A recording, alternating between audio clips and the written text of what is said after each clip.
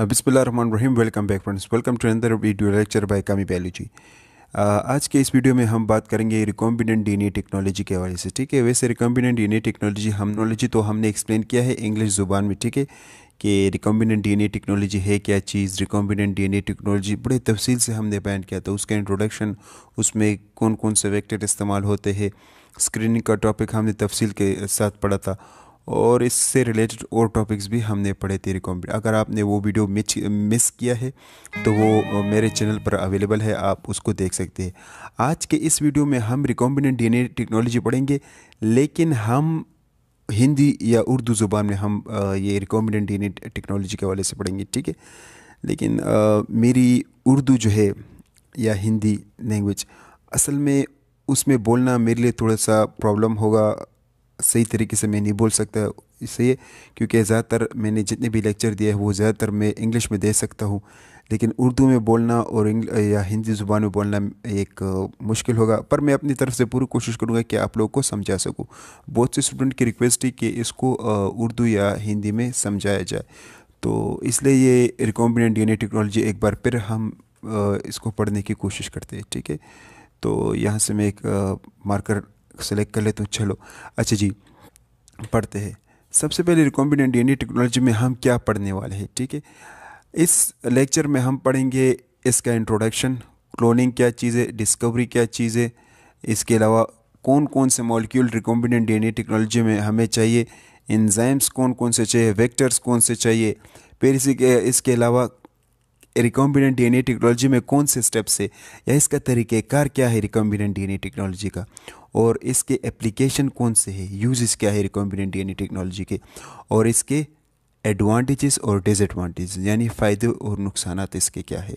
ठीक है, वैसे ये रिकॉम्बिनेंट डीएनए टेक्नोलॉजी, ये अगर हम देखें तो ये असल में इसका ओवरव्यू है, ये कंप्लीट टॉपिक नहीं है। ठीक है ना, अब जो टॉपिक मैं पढ़ने वाला हूँ वो कंप्लीट नहीं है, वो असल में एक ओवरव्यू है, एक कॉन्सेप्ट है, एक समरी है, जो कि आपको सिर्फ दिखाने के लिए कि असल में रिकॉम्बिनेंट डीएनए टेक्नोलॉजी होता क्या है। ठीक है, तो चलिए पढ़ते हैं।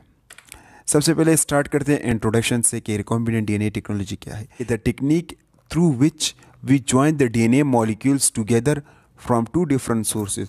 दो स्पीशीज से, मिसाल के तौर पर एक बैक्टीरिया हो और एक यूकैरियोटिक सेल हो, वहाँ से हम जीन्स लेते हैं, डीएनए लेते हैं, और बैक्टीरिया से हम लेते हैं और उन दोनों को हम मिला देते हैं लैब में, तो उससे जो हमारे पास नया डीएनए बन जाते हैं, असल में वही आपके पास रिकॉम्बिनेंट डीएनए कहलाता है, और ये इस टेक्निक को हम रिकॉम्बिनेंट डीएनए टेक्नोलॉजी कहते हैं। अच्छा जी, इस टेक्निक में हम क्या करते हैं, इस टेक्निक ये हमारे लिए किस जगह पर अहम होता है। वैसे एडवांटेजेस तो है, लेकिन चलो फिर पढ़ते हैं कि ये टेक्निक्स हमारे पास साइंस, मेडिसिन, एग्रीकल्चर और इंडस्ट्री में हम इसका बहुत ज़्यादा इस्तेमाल करते हैं। ठीक है, किस तरह इस्तेमाल करते हैं तफसील से आगे हम पढ़ेंगे। अच्छा जी, क्लोनिंग क्या है। रिकॉम्बिनेंट डीएनए टेक्नोलॉजी में क्लोनिंग के बारे में भी जानना निहायत ज़रूरी है। ठीक है ना, तो रिकॉम्बिनेंट डीएनए टेक्नोलॉजी में हम ज़्यादातर क्लोनिंग के हवाले से बात करते हैं। क्लोनिंग है क्या चीज़। क्लोनिंग का असल मतलब ये है कि एक कॉपी बनाना, एक ऑर्गेनिज्म का कॉपी बनाना। एक ऑर्गेनिज्म है, मिसाल के तौर पर यहाँ पर मैंने डायग्राम दिया है डोली शीप का, से ये आप देख सकते हैं, ये आपके पास डोली शीप है से, तो इसी तरह हमने एक दूसरा शीप भी देखिए प्रोड्यूस किया है, तो ये किसके ज़रिए, हमने रिकॉम्बिनेंट डीएनए टेक्नोलॉजी के ज़रिए प्रोड्यूस किया। असल में ये क्लोनिंग कहलाता है। सही है, तो in recombinant DNA technology we usually perform the cloning process. In biotechnology, cloning refers to the process of creating clones of the organism or copy of the cells or DNA fragments. अगर हम DNA recombinant DNA technology में बात करें तो cloning वो technique होता है जिसमें हम डीएनए फ्रेगमेंट्स के कॉपी प्रोड्यूस करते हैं, सेम डीएनए फ्रेगमेंट्स के कॉपीज हम प्रोड्यूस करते हैं अगेन एंड अगेन, असल में उसको हम कहते हैं क्लोनिंग। ठीक है, in cloning we usually clone the DNA और जीन्स, हम उसमें जीन या डीएनए के क्लोन करते हैं। नेक्स्ट हम पढ़ते हैं डिस्कवरी की। ये किसने डिस्कवर किया था। 1972 पॉल बर्ग ने रिकॉम्बिनेंट डीएनए टेक्नोलॉजी को डिस्कवर किया था। 1973 में कोन और बॉयर ने 1973 में पहला प्लाज्मिड उन्होंने प्रोड्यूस किया था, सही। और उन्होंने ये कहा कि प्लाज्मिड असल में वेक्टर है, और ये प्लाज्मिड एक ऐसा वेक्टर है जिसमें रेप्लिकेशन एबिलिटी होती है, ख़ुद ब खुद ये रेप्लिकेशन का अमल करता है, ठीक है ना। और ये प्लाज्मिड आपके पास ज़्यादातर बैक्टीरियल सेल में पाया जाता है। पढ़ते हैं वो मॉलिक्यूल जो कि रिकॉम्बिनेंट डीएनए टेक्नोलॉजी में पाए जाते हैं। कौन से मॉलिक्यूल रिकॉम्बिनेंट डीएनए टेक्नोलॉजी या क्लोनिंग में, चलिए वहाँ पर क्लोनिंग में कौन कौन से मॉलिक्यूल्स ज़रूरत होती है। क्लोनिंग में हमें चाहिए एक टारगेट डीएनए, एक ऐसा डीएनए जिसमें हमारा जीन ऑफ इंटरेस्ट हो। मिसाल के तौर पर मेरा जीन मैं चाहता हूँ कि मैं इंसुलिन जीन पर काम करना चाहता हूँ, या मैं चाहता हूँ कि मैं ग्रोथ हार्मोन पर काम करना चाहता हूँ, ठीक है। तो उसके लिए आपको एक ऐसा डीएनए सेलेक्ट करना होगा कि उसमें वो जीन्स अवेलेबल हो। मिसाल के तौर पर उसमें इंसुलिन के जीन्स अवेलेबल या ग्रोथ हार्मोन के जीन्स अवेलेबल, आपको वो डीएनए सेलेक्ट करना होगा। ये मॉलिक्यूल आपको चाहिए, एंजाइम्स आपको चाहिए, वेक्टर्स आपको चाहिए, और एक होस्ट सेल चाहिए। और होस्ट सेल भी आपको क्या चाहिए, बैक्टीरियल सेल। और बैक्टीरियल सेल में भी आपको क्या चाहिए, इकोलाई। अच्छा जी, कौन से एंजाइम रिकॉम्बिनेंट डीएनए टेक्नोलॉजी में अहम है। पहला एंजाइम आपके पास है डीएनए लाइगेज, ठीक है। अच्छा जी, डीएनए लाइगेज क्या करता है। डीएनए लाइगेज जो है वो एक ग्लू के तौर पर काम करता है। जब एक बॉन्ड, एक न्यूक्लियोटाइड और दूसरे न्यूक्लियोटाइड के दरमियान जो बॉन्ड होता है वो कभी कभार ब्रेक डाउन हो जाते हैं, तो उस बॉन्ड को सील करना ये किसका काम है, डीएनए लाइगेज का काम है, ठीक है। अच्छा जी, नेक्स्ट आपके पास है टाइप 2 रिस्ट्रिक्शन एंडोन्यूक्लियस। ये डीएनए को क्लीव करता है, एक स्पेसिफिक पॉइंट को में डीएनए को क्लीव करता है। फिर आपके पास है पॉलीन्यूक्लियोटाइड काइनेस। पॉलीन्यूक्लियोटाइड काइनेस आपके पास 5 प्राइम, सही है, 5 प्राइम पर ये आपके पास क्या ऐड करता है, फास्फेट ग्रुप को ऐड करता है, ठीक है। जहां पर OHO 5 प्राइम पर OHO, वहां पर ये फास्फेट ग्रुप को ऐड करता है। नेक्स्ट आपके पास है टर्मिनल ट्रांसफरेज। ये आपके पास होमोपोलीमर टेल है to the end of 3 prime end. ये आपके पास वो एंजाइम होता है जो कि एक पॉली टर्मिनल टेल को प्रोड्यूस करते हैं। एक पॉली टर्मिनल टेल को प्रोड्यूस करना किसका काम है, टर्मिनल ट्रांसफरेज का काम है। नेक्स्ट आपके पास है अल्कलाइन फास्फेटेस, जो कि फास्फेट ग्रुप को रिमूव करता है। आपके पास जो अगला एंजाइम है उसका हम कहते हैं पॉलीमरेज, जो कि न्यूक्लियोटाइड्स को ऐड करते हैं। तो ये एंजाइम आपके पास रिकॉम्बिनेंट डीएनए टेक्नोलॉजी में चाहिए, या क्लोनिंग की टेक्निक्स में हमें इस किस्म के इस किस्म के एंजाइम हमें चाहिए। वेक्टर्स, अब रिकॉम्बिनेंट डीएनए टेक्नोलॉजी में वेक्टर का एक बहुत अहम रोल होता है, ठीक है ना। वेक्टर क्या है उसका समझना नहायत ज़रूरी है। वेक्टर आपके पास एक ऐसा व्हीकल है, या वेक्टर आपके पास एक डिलीवरी सिस्टम है। क्या मतलब हुआ इससे मतलब ये हुआ कि ये एक ऐसा मॉलिक्यूल है जिसके ज़रिए आप अपना टारगेट डीएनए, जिसमें आपका जीन ऑफ इंटरेस्ट हो, आप उसको एक सेल से दूसरे सेल में ट्रांसफ़र कर सकते हैं, सही। और वो किस वजह से, वो इस वेक्टर की वजह से पॉसिबल होता है, ठीक है। तो पढ़ते हैं, vector are the vehicles or delivery system that can deliver or transfer our target DNA having gene of interest into the host cell, ठीक है। वही बात जो मैंने अभी एक्सप्लेन की। वेक्टर के आपके पास 2 टाइप्स है। इंशाल्लाह वेक्टर एक अलग लंबा चौड़ा टॉपिक है, तो इसलिए इस वीडियो में मैं आपको वेक्टर तफसील से नहीं बताने जा रहा हूँ, सिर्फ वेक्टर का डिफिनीशन और वेक्टर में कौन कौन से वेक्टर हमारे पास अवेलेबल है, और कौन कौन से वेक्टर हमें रिकॉम्बिनेंट डीएनए या क्लोनिंग में चाहिए, वो बता रहा हूँ। अगली वीडियो में इंशाल्लाह मैं वेक्टर को तफसील से एक्सप्लेन करूँगा। वेक्टर के टाइप्स, वेक्टर क्या चीज़ है, प्लाज्मिड, ये कॉस्मिड, ये तमाम तर मैं तफसील से बताऊंगा, ठीक है। तो वेक्टर के आपके पास असल में 2 टाइप्स है। एक को हम कहते हैं एक्सप्रेशन वेक्टर्स कहते हैं, दूसरे को हम कहते हैं क्लोनिंग वेक्टर्स। क्लोनिंग वेक्टर्स पर मजीद आपके पास 5 टाइप्स है। एक को हम कहते हैं प्लाज्मिड, दूसरे को कॉस्मिड, तीसरे को फाज वेक्टर। हमारे पास एक फाजमिड भी होता है, ये फाजमिड और फाज वेक्टर ये दोनों अलग होते हैं, ठीक है। फिर हमारे पास है बैक्टीरियल आर्टिफिशियल क्रोमोसोम, जिसको हम बैक कहते हैं, ईस्ट आर्टिफिशियल क्रोमोसोम, जिसको हम यैक कहते हैं। ये तमाम तरह हम इंशाल्लाह अगली वीडियो में इनका तफसील हम पढ़ेंगे, इसके एडवांटेजेस देखेंगे, डिसएडवांटेजेस देखेंगे, तफसील से हम इसके बारे में पढ़ेंगे। फिर आपके पास है प्रोसीजर और स्टेप्स इन रिकॉम्बिनेंट डीएनए। ऐसे कौन से स्टेप्स है, कौन से प्रोसीजर है जो कि रिकॉम्बिनेंट डीएनए टेक्नोलॉजी में ज़रूरत उसकी पड़ती है। एक जीन का आइसोलेट करना, सॉरी एक डीएनए का आइसोलेट करना, आइसोलेशन ऑफ डीएनए, डीएनए की कटिंग करना, क्लीविंग करना, उसको यानी एक स्पेसिफिक पॉइंट पर उसको क्लीव करना, ये स्टेप है। डीएनए को ज्वाइन करना, ज्वाइन मतलब वेक्टर में डीएनए को ज्वाइन करने, सही है। इसके अलावा डीएनए को एक होस्ट में ट्रांसफ़र करना, जो डीएनए आपके पास बन जाता है ना, उसको रिकॉम्बिनेंट डीएनए हम कहते हैं। अब उसको होस्ट में ट्रांसफ़र करना, ये एक अलग स्टेप है। फिर डीएनए की एम्प्लीफिकेशन करना, वो जो रिकॉम्बिनेंट डीएनए है उसकी कॉपीज़ बनाना, ठीक है। और आखिर में स्क्रीनिंग करना, ठीक है। तो वैसे और स्टेप्स भी है, लेकिन ये सबसे अहम और मेन स्टेप से या प्रोसीजर है जो कि रिकॉम्बिनेंट डीएनए टेक्नोलॉजी में हमें इसकी ज़रूरत पड़ती है। अच्छा, ये एक छोटा सा डायग्राम है जो कि समझना निहायत ज़रूरी है कि असल में क्या होता है। से जहाँ तक कि हमने पढ़ा कि हमें एक दो सेल्स चाहिए, ये आपके पास एक बैक्टीरियल सेल है और ये आपके पास एक मिसाल, ये आपके पास यूकैरियोटिक सेल है। यूकैरियोटिक सेल में मिसाल के तौर पर आपको एक जीन्स चाहिए, ग्रोथ हार्मोन्स के जीन्स चाहिए आपको, और वो यहाँ पर अवेलेबल है। तो इस डीएनए में जो है वो आपके पास क्या होता है, इस डीएनए में आपके पास ह्यूमन ग्रोथ जीन्स होते हैं। और इस सेल्स में आपके पास क्या होता है, इस सेल में आपके पास वेक्टर होता है। तो हमने इस सेल से डीएनए, टारगेट डीएनए लिया और इस सेल से हमने क्या लिया, वेक्टर लिया। अब इन दोनों को हमने क्या किया, एक रिस्ट्रिक्शन एंजाइम से क्लीव किया, लेकिन हमें चाहिए कि सेम रिस्ट्रिक्शन एंजाइम इन दोनों पर अप्लाई करे ताकि स्टिकी एंड्स प्रोड्यूस हो जाए। वो स्टिकी एंड जो होंगे एक दूसरे के साथ कंपेटेबल होंगे, जिसकी वजह से ये आसानी के साथ ज्वाइन हो जाएंगे।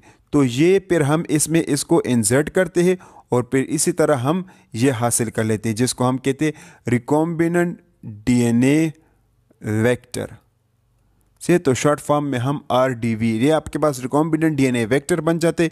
इसको फिर हम इनसाइड द होस्ट सेल हम इसको डालते हैं, और ये होस्ट सेल आपके पास क्या हो सकते हैं, इकोलाई या बैक्टीरियल सेल या इकोलाई हो सकते हैं। इसलिए फिर इस होस्ट सेल को हम इनसाइड द मीडिया छोड़ते हैं ताकि ये ग्रो और डिवाइड हो जाए। तो इसी तरह हमारा जीन ऑफ इंटरेस्ट भी डिवाइड होता जाएगा। तो ये एक आपके पास एक पिक्चर है जो कि अभी हम इसको तफसील से पढ़ रहे हैं, ठीक है। नेक्स्ट अब हम इसको तफसील से पढ़ेंगे। पहला स्टेप, जैसे कि अभी हमने देखा कि क्या स्टेप्स होते हैं, क्या प्रोसीजर। तो पहला स्टेप आपके पास होता है आइसोलेशन, डीएनए का आइसोलेशन करना है ज़रूरी। तो हम क्या करते हैं, हम सेल्स ले लेते हैं, वो सेल्स जिसमें हमारा टारगेट डीएनए हो, और फिर उस सेल्स को हम टेस्ट ट्यूब में डाल देते हैं। देखिए जैसे कि आप देख सकते हैं, और फिर उस टेस्ट ट्यूब में हम डिटर्जेंट को डाल देते हैं। डिटर्जेंट की वजह से सेल का जो मेम्ब्रेन होता है वो रप्चर हो जाते हैं, और जितने भी सेल के अंदर कंटेंट होते हैं वो आपके पास यहाँ पर आ जाते हैं, जैसे कि आप ये नेक्स्ट टेस्ट ट्यूब में देख सकते हैं। फिर हम क्या करते हैं, आरएनएस और प्रोटीएस एंजाइम इसमें डाल देते हैं। आरएनएस और प्रोटीएस एंजाइम क्या करेंगे, वो आरएनए और प्रोटीन को डिग्रेड कर देंगे, हमारे पास फाइनली डीएनए बच जाता है। अच्छा जी, नेक्स्ट में हम सेंट्रीफ्यूगेशन कर लेते हैं। सेंट्रीफ्यूगेशन से हमारे पास ये होगा कि दो लेयर्स बन जाएंगे, एक सुपरनेटन और एक पेलेट। पेलेट जो है उसमें आपके पास ये प्रोटीन और आरएनए और दूसरे डिब्रीज वगैरह होंगे, और ये जो आपके पास सुपरनेटन होते हैं उसमें आपके पास फ्रेश डीएनए मॉलिक्यूल्स, वो डीएनए मॉलिक्यूल जो कि आपको चाहिए से वो डीएनए मॉलिक्यूल आप फिर एक अलग टेस्ट ट्यूब में डाल देंगे, ठीक है। तो ये आप देख सकते हैं, ठीक है। अच्छा जी, यहाँ पे लिखा है डीएनए इज पर्सिपिटेटेड विद इथेनॉल।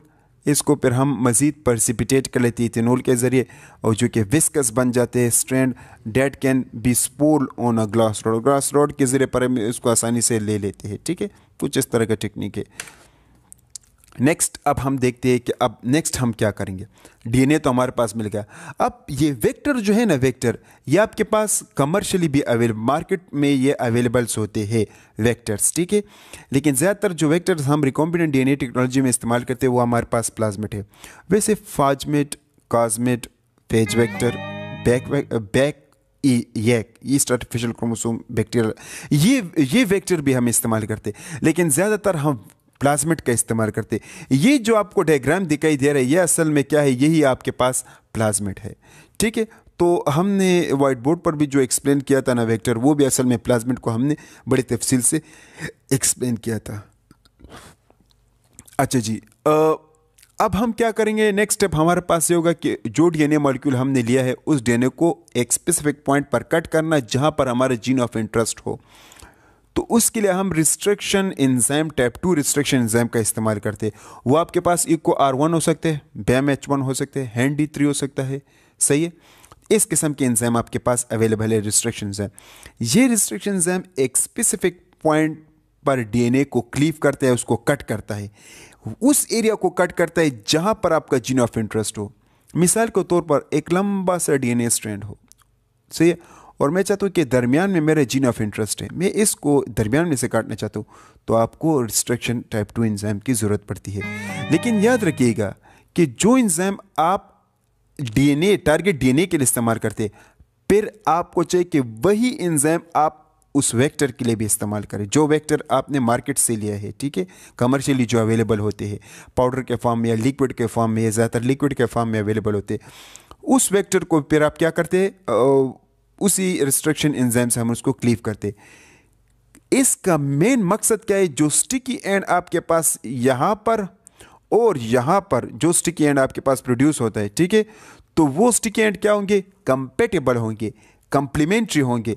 इस कंप्लीमेंट्री और कंपेटेबल की वजह से ये जो टारगेट डीएनए और जो वेक्टर होगा वो एक दूसरे के साथ आसानी से ज्वाइन हो जाएंगे। सही, तो ये कटिंग होगा स्टिकी एंड। अब नेक्स्ट स्टेप हमारे पास क्या है, joining of the DNA molecule. हम क्या करते हैं, जैसे हमारे पास डीएनए मॉलिक्यूल क्लीव हो जाते हैं, once the target DNA is uptake by the vector, then the gap is still remaining which is sealed by the ligase enzyme. सही है, चलो यार ये हमने तो कर लिया कि यार ये डीएनए तो हमारे पास यहाँ पर इंसर्ट हो गया, ज्वाइन हो गया, लेकिन फिर भी बॉन्ड सही तरीके, ये देखो ये आपके पास ये वेक्टर है, इस पे मैंने जीन ऑफ इंटरेस्ट डाल दिया। अब आपको ये दिखाई दे, देखो ये जो एरिया ना, ये अभी तक सील नहीं हुआ, यहाँ पर इसको बॉन्ड की जरूरत पड़ती है। तो ये बॉन्ड कौन फिल करेगा, लाइगेज एंजाइम आकर यहाँ पर बॉन्ड डाल देते हैं, जिसको हम फास्फोडाइस्टर बॉन्ड कहते हैं। उस बॉन्ड की वजह से मुकम्मल सील हो जाते हैं। अब जो आपके पास ये वेक्टर बना इसको हम कहते हैं रिकॉम्बिनेंट डीएनए वेक्टर। ये आप इस डायग्राम में भी देख सकते हैं। ये आपके पास जो है वो, ये आपके पास अपना डीएनए है जो कि आपने इसमें इंसर्ट किया है। सही है, तो finally the vector and target DNA are joint and we call that recombinant DNA vector. अगला स्टेप ये कहते हैं कि transfer of the DNA, recombinant DNA into the host cell. Host cell में अब उसको ट्रांसफर करना है। होस्ट सेल में कभी भी अगर आप एक रिकॉम्बिनेंट डीएनए जो कि आपने डीएनए बनाया उसको ट्रांसफर करना, ये भी एक बहुत मुश्किल स्टेप है। वो सेल जो कि आप उसमें अपना डीएनए इंसर्ट करते हैं, रिकॉम्बिनेंट डीएनए, वो किस तरह इंसर्ट करेंगे, उस सेल को आपने ट्रीट करना होगा, या उस सेल को आपने किसी स्टेज से गुजारना होगा, या तो उस सेल को आपने इलेक्ट्रिक करंट प्रोवाइड करना होगा, या फिर उस सेल को आपने क्या करना होगा, बाय मेटालिक आयन आपको उसमें डालना होगा।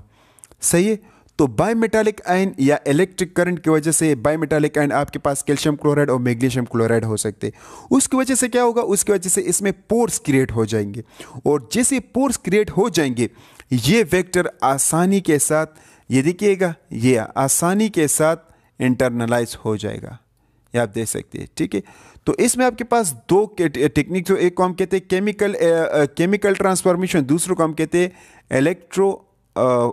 यानी थ्रू इलेक्ट्रिक करंट ट्रांसफॉर्मेशन। ठीक है, तो केमिकल में हम ये कैल्शियम क्लोराइड और मैग्नीशियम क्लोराइड या बाय मेटालिक आयन का इस्तेमाल करते हैं, और इलेक्ट्रोपोरेशन में हम इलेक्ट्रिक करंट का इस्तेमाल करते हैं। बाज़ औक़ात हम ये करते हैं कि हमारे पास सेल्स बहुत ज़्यादा होते हैं, हम उसको बड़े कम टेम्परेचर में हम उसको रख देते हैं, और फिर डायरेक्ट उसको उठाकर हम बहुत गर्म टेम्परेचर में हम उसको रख देते हैं। इसकी वजह से भी क्या हो जाते हैं, सेल्स में पोर क्रिएट्स हो जाते हैं, जिसकी वजह से ये वेक्टर को आसानी से इनटेक कर लेता है। तो ये आपके पास यानी हम किस तरह एक वेक्टर को, रिकॉम्बिनेंट डीएनए वेक्टर को ट्रांसफ़र करते हैं इनसाइड द होस्ट सेल। अच्छा जी, नेक्स्ट स्लाइड की तरफ चलते हैं। अच्छा, amplification of the recombinant DNA. Recombinant DNA की अब हम एम्प्लीफिकेशन यानी उसको अब हम छोड़ेंगे कि वो जो हमारा रिकॉम्बिनेंट डीएनए होता है वो रेप्लिकेट कर जाए। तो बैक्टीरियल सेल को फिर हम क्या करें, once the host cell uptake the recombinant DNA vector, then we allow the cell inside the media, ठीक है, inside the media to multiply and divide. Thus our target DNA is also replicated because transcription, translation and replication is always going on inside the host cell and we get cDNA or gene library. Finally the target DNA is amplified. यहाँ पर इसका मतलब ये हुआ कि अब हम क्या करते, रिकॉम्बिनेंट डीएनए वेक्टर जो कि हमारे बैक्टीरियल सेल में मौजूद है उसको हम मीडिया में छोड़ देते हैं, एगर मीडिया में छोड़ देते हैं ताकि वो डिवाइड और ग्रो हो जाए। डिवाइड और ग्रो क्यों होगा, क्योंकि उसमें ट्रांसक्रिप्शन, ट्रांसलेशन, रेप्लिकेशन ये सब कुछ होता रहता है हमारे होस्ट सेल में। तो ये ट्रांसक्रिप्शन, ट्रांसलेशन और रेप्लिकेशन की वजह से हमारा जो टारगेट डीएनए है वो भी ट्रांसक्राइब और ट्रांसलेट और रेप्लिकेट होगा, ठीक है। तो इसकी वजह से हमारे पास इसकी वजह से cDNA लाइब्रेरी भी हमारे पास बन जाता है और जीन लाइब्रेरी भी हमारे पास बन जाते हैं इंशाल्लाह। वैसे तो cDNA लाइब्रेरी मैंने वाइट बोर्ड पर एक्सप्लेन किया है, जीन लाइब्रेरी भी मैंने वाइट बोर्ड पर एक्सप्लेन किया है, लेकिन उर्दू लैंग्वेज या हिंदी लैंग्वेज में मैं इसको स्लाइड्स के फॉर्म में दोबारा एक्सप्लेन करूँगा, ठीक है। तो cDNA लाइब्रेरी अगर मैं इसको थोड़ा सा बता दूँ तो ये वो यानी लाइब्रेरी है जिसमें हम मुख्तलिफ़ किस्म के कॉम्प्लीमेंट डीएनए की कॉपीज़ बनाते हैं और उसको स्टोर करते हैं inside the plate. Gene library वो होता है जिसमें हम मुख्तलिफ़ किस्म की जीन्स प्रिपेयर करते हैं और उसको मीडिया में हम स्टोर करते हैं, उसको हम कहते हैं जीन लाइब्रेरी। मीडिया में स्टोर मतलब ये हुआ कि ग्लाइसरोल स्टॉक्स हम उसके लिए बनाते हैं, वहाँ पर हम उस सेल्स को हम स्टोर करते हैं जिसमें जीन होता है, ठीक है। तो ये cDNA लाइब्रेरी या जीन लाइब्रेरी होता है। ये इसको बनाते किस तरह, ये क्या होता है, वही रिकॉम्बिनेंट डीएनए टेक्नोलॉजी से हम इसको प्रोसीड करते हैं, ठीक है। मैंने इसको ऑलरेडी एक्सप्लेन किया, आप इसको मेरे चैनल पर देख सकते हैं। और इसी तरह हमारे पास डीएनए क्या हो जाते हैं, एम्पलीफाई हो जाते हैं। तो आप डायग्राम में देख सकते हैं, देखिएगा ये आपके पास एक सेल है, ये देखो आहिस्ता आहिस्ता रेप्लिकेट होता जाता है, देखो कितने सेल्स बन गए। ये आपके पास जो आपका अपना जो टारगेट डीएनए है ये भी देखो रेप्लिकेट होता जाता है, ठीक है। नेक्स्ट स्टेप फिर आपके पास है स्क्रीनिंग। स्क्रीनिंग में हम क्या करते, चलो हमने तो अपना रिकॉम्बिनेंट डीएनए डाल दिया, लेकिन एक देखने के लिए या खुद को तसल्ली देने के लिए हम ये देखते हैं कि आया हमारा जो रिकॉम्बिनेंट डीएनए वेक्टर है क्या वो होस्ट सेल में गया है कि नहीं। हमें तो पता नहीं है, सेल तो इतना छोटा है, सेल को देखना बहुत ज़्यादा मुश्किल होता है, फिर वेक्टर को देखना बहुत ज़्यादा मुश्किल होता है क्योंकि वेक्टर उससे भी छोटा है, फिर जो डीएनए आप इस्तेमाल करते हैं वो तो उससे भी बहुत ज़्यादा छोटा होता है। तो ये तमाम तर प्रोसेस को चेक करना क्या ये सब कुछ हो भी रहा है कि नहीं, जो मैंने अभी एक्सप्लेन किया, ये सेल का ये डीएनए कट हो गया, ये डीएनए ज्वाइन हो गया कि नहीं, ये DNA recombinant DNA vector internalise हो गया कि नहीं, हमें कुछ पता नहीं। इस मकसद के लिए हम क्या करते हैं, ताकि हमें पता चल जाए कि हमारा रिकॉम्बिनेंट डीएनए वेक्टर जो है वो इंटरनलाइज हुआ है कि नहीं, इस मकसद के लिए हम स्क्रीनिंग का इस्तेमाल करते हैं। स्क्रीनिंग में हम क्या करते हैं, now to identify that which cell have our gene of which cell have our recombinant DNA vector we perform screening technique. Screening हम करते हैं, स्क्रीनिंग हम दो तरीके से करते हैं, दो तरीके नहीं, स्क्रीनिंग के बहुत से तरीके होते हैं, लेकिन सबसे पहले जो हम तरीका करते हैं उसका हम कहते हैं ब्लू वाइट स्क्रीनिंग कहते हैं, और दूसरा जो तरीका होता है वो हम उसमें सेलेक्टेबल मार्कर जीन्स का इस्तेमाल करते हैं। सेलेक्टेबल मार्कर जीन्स तो मैंने पहले से एक्सप्लेन किया है व्हाइट बोर्ड पर, आप उसको देख सकते हैं, लेकिन उर्दू में थोड़ा सा मैं ये एक्सप्लेन कर देता हूँ कि सेलेक्टेबल मार्कर क्या चीज़ होता है। इसमें हम क्या करते हैं, वेक्टर को ले लेते हैं, उसमें ऐसे जीन्स डाल देते हैं जो कि एंटीबायोटिक रेजिस्टेंस एंजाइम्स को प्रोड्यूस करते हैं, ठीक है। अच्छा जी, फिर उस वेक्टर में तो ऑलरेडी हमारा जीन ऑफ इंटरेस्ट भी होता है, उस वेक्टर को हम बैक्टीरिया सेल में इंसर्ट करते हैं, फिर उस बैक्टीरिया को हम उस मीडिया में ग्रो करते हैं जिसमें एंटीबायोटिक हो। तो वो बैक्टीरिया जिसने हमारे रिकॉम्बिनेंट डीएनए वेक्टर को नहीं लिया वो बैक्टीरिया मर जाएंगे। क्यों मर जाएंगे, क्योंकि उस बैक्टीरिया में ये सेलेक्टेबल मार्कर जीन्स नहीं है, उस बैक्टीरिया में वो जीन्स नहीं है जो कि एंटीबायोटिक रेजिस्टेंस एंजाइम को प्रोड्यूस करते हैं। एंजाइम को प्रोड्यूस करेंगे तो ये एंटीबायोटिक डिग्रेड होगा। तो वो चूंकि यानी उस बैक्टीरिया ने लिया नहीं है, तो वो बैक्टीरिया जिसने हमारे रिकॉम्बिनेंट डीएनए को लिया है वो बैक्टीरिया सरवाइव करेगा, क्योंकि हमने उसी वेक्टर में जीन ऑफ रेजिस्टेंस जीन्स डाला है। तो वो सरवाइव करेगा, वो बैक्टीरिया वो ग्रो करेगा, उसकी कॉलोनी हमें दिखाई देगा। लेकिन वो बैक्टीरिया जिसने रिकॉम्बिनेंट डीएनए वेक्टर को नहीं लिया, वो ज़ाहिर बात है वो मर जाएंगे। ये आपके पास सेलेक्टेबल मार्कर, हम ये आपके पास स्क्रीनिंग का टेक्निक है।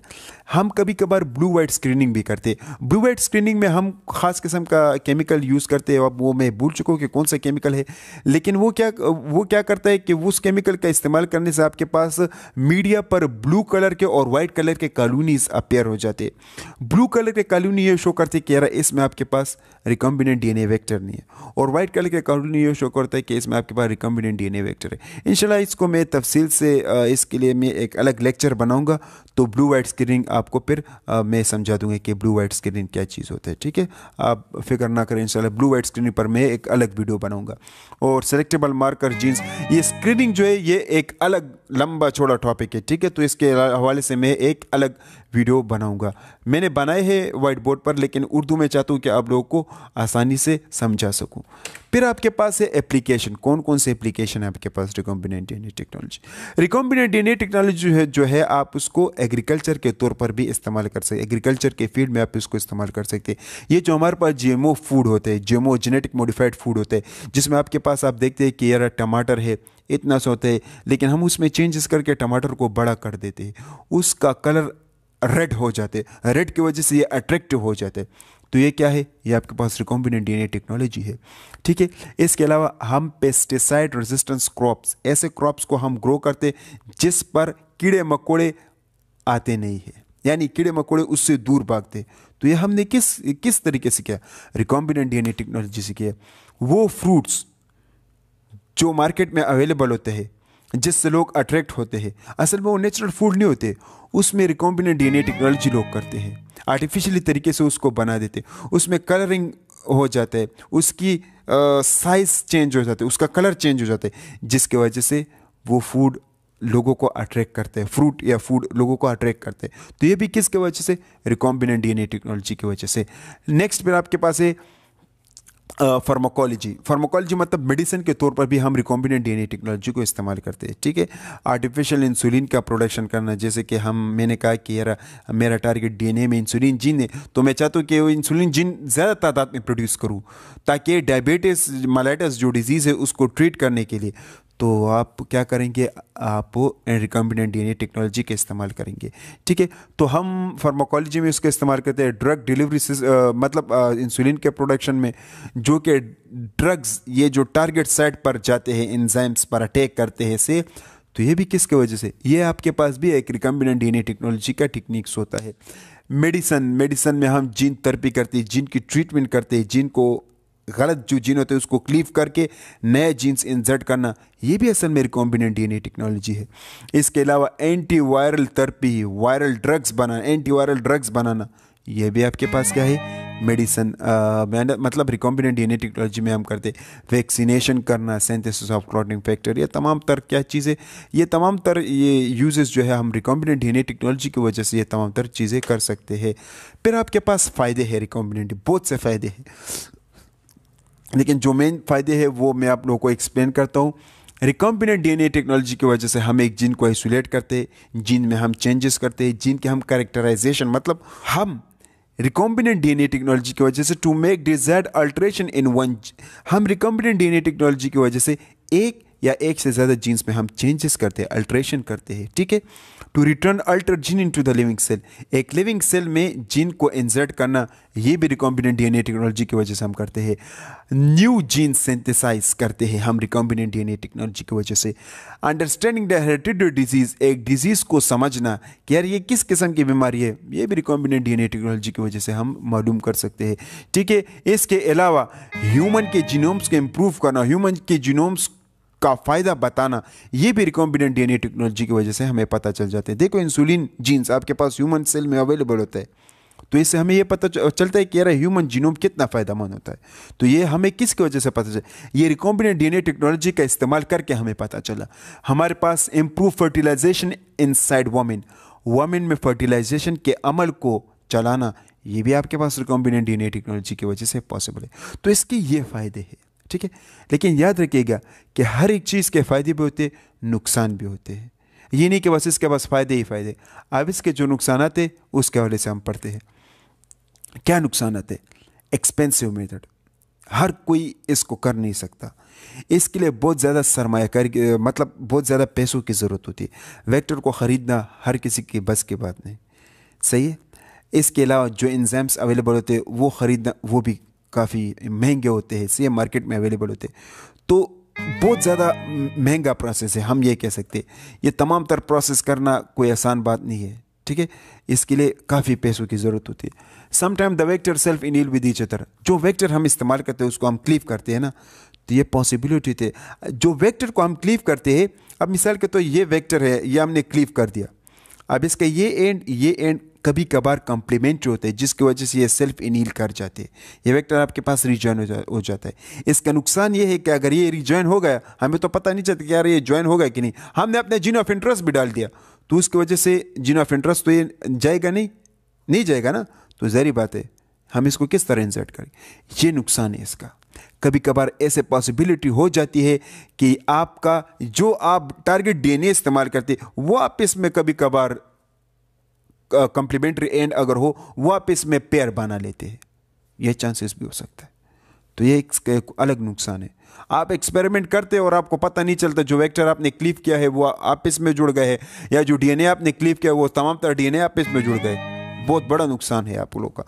अच्छा, नेक्स्ट आपके पास एक तो ये डिफ़िकल्ट प्रोसेस, बहुत ज़्यादा मुश्किल प्रोसेस है। ये जो मैंने एक्सप्लेन किया ना बड़े सिंपल तरीके से, ये इतना सिंपल है भी नहीं, बहुत मुश्किल। एक सेल को सिलेक्ट करना बहुत मुश्किल है, एक सेल में डीएनए को सिलेक्ट करना ये उससे भी मुश्किल है, और वो डीएनए जिसमें आपके पास आपका जीन ऑफ इंटरेस्ट है बहुत ज़्यादा मुश्किल होता है, ठीक है ना। और इसके अलावा वेक्टर को क्लीव करना मुश्किल होता है, वेक्टर को सेल के अंदर इंसर्ट करना, और ये तमाम तर प्रोसेस को करना बहुत मुश्किल स्टेप्स होते हैं। इसमें स्क्रीनिंग इतना मुश्किल स्टेप है ना कि जब आप करेंगे तो आपको पता चलेगा, ठीक है ना। तो ये बहुत मुश्किल प्रोसेस है।